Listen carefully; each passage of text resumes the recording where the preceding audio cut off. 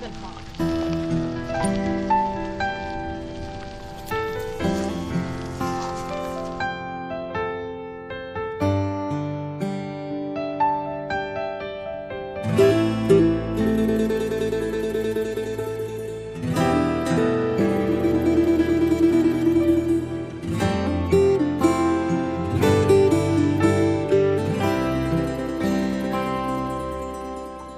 สิเลยผ่านดนสำได้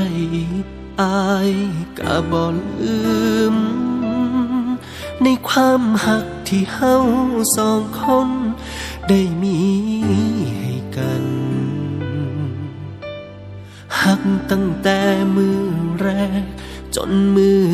จากกันอายจับมือมันจนลมหายใจสุดท้ายอยากบอกว่าอายหักเจ้า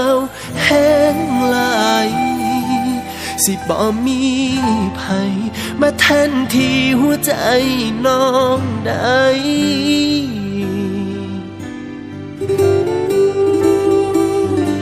คิดฮอดเจ้าแห้